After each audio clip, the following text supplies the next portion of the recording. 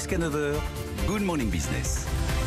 Et c'est Julien Marcillet qui est avec nous, chef économiste de Coface. Merci d'être en direct dans Good Morning Business. On parle effectivement dans un premier temps de cette situation du groupe Total qui a déclaré hier la force majeure face aux attaques du groupe islamiste dans le nord du Mozambique. Il arrête son projet d'exploitation de gaz dans le pays. C'est un projet de 20 milliards de dollars dont Total détient 26%, l'un des plus gros investissements annoncés sur le continent africain, tout secteur confondu.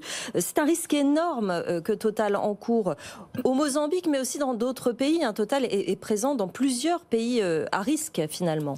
Complètement, c'est le risque pays, c'est-à-dire c'est le risque de subir un sinistre pour des raisons politiques, économiques ou financières. Et finalement, ces raisons, l'entreprise, en l'occurrence Total ici, mais ça pourrait être une autre, c'est un risque sur lequel l'entreprise n'a pas vraiment la main. C'est-à-dire ce n'est pas lié du tout à sa gestion. Donc c'est vraiment le risque pays dans toutes ces composantes. Mais Julien, comment est-ce qu'on accompagne justement ces entreprises, des entreprises comme Total, dans ces pays? Voilà, est-ce que c'est un risque qu'on évalue ensemble, qu'on réévalue constamment? Comment ça se passe Complètement.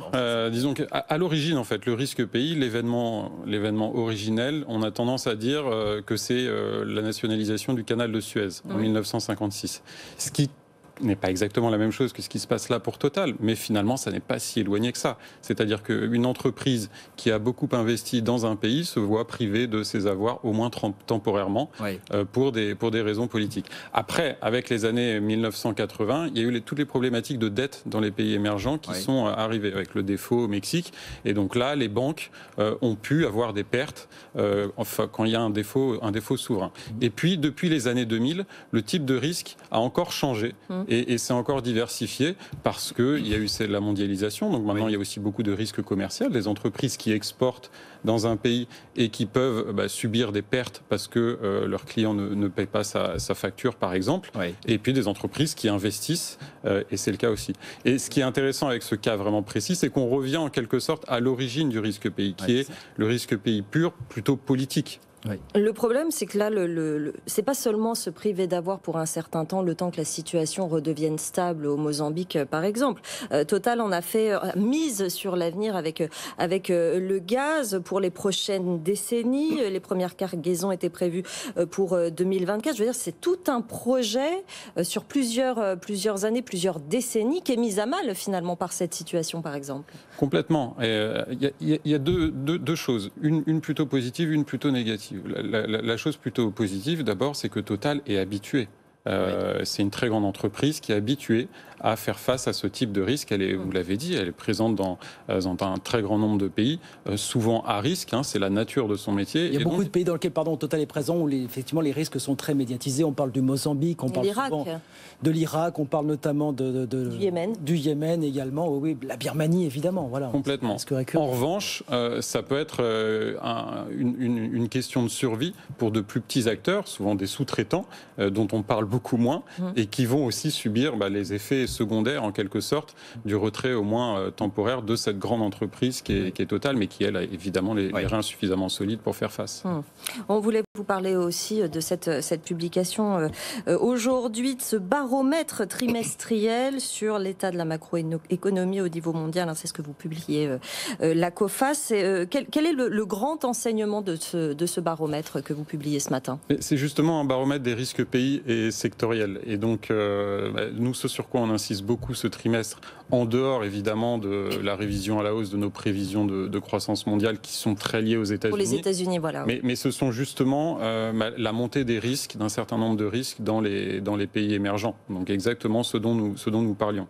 Des risques politiques, on en a un exemple très concret avec le Mozambique, mais c'est pas le seul. Mais au-delà de ça, il y a aussi beaucoup de risques économiques et financiers. La situation sanitaire n'est pas la même dans les émergents parce qu'on le sait, une très grande majorité des vaccins a été captée à ce stade par les économies matures. Donc ça va prendre plus de temps pour les économies émergentes, sauf exception, de s'en sortir. sortir.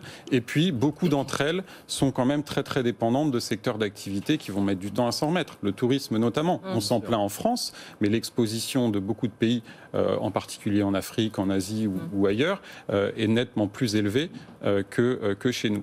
Et puis, on parle beaucoup du risque inflationniste en Europe, aux États-Unis, sans doute un peu trop, mais en revanche, dans les pays émergents, on voit quand même de plus en plus d'économies pour lesquelles l'inflation augmente beaucoup plus que ce qu'on anticipait encore il y a quelques mois. De ce point de vue-là, quels pays sont dans votre viseur particulièrement? Est-ce que c'est du côté de l'Asie, de l'Amérique latine notamment, qu'il faut être vigilant? Certains grands émergents fragiles qui subissent aussi des sorties de capitaux et en même temps une montée de l'inflation, comme le Brésil, la Turquie, l'Afrique du Sud, le Mexique et dans une moindre mesure la Russie, parce que ça a contraint et déjà leur banque centrale à augmenter leurs taux alors que la situation en matière d'activité ne le permet pas. Est-ce que vous dites que tout ça peut être prélude à de véritables troubles politiques, de troubles sociaux? Voilà, est-ce qu'il faut surveiller ces pays dont vous me parlez? Le Brésil de Bolsonaro, la Turquie d'Erdogan. Complètement, c'est parce que ces pays font face à un dilemme aujourd'hui. C'est-à-dire que leur dette a beaucoup augmenté.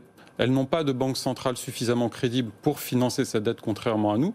Donc les autorités font face à un dilemme. Soit elles coupent dans leurs dépenses publiques pour éviter un défaut plus tard, mais dans ce cas-là, elles vont créer du mécontentement social. Et si elles ne le font pas, mais je le disais, elles risquent de faire face à des problèmes sévères en matière de finances publiques.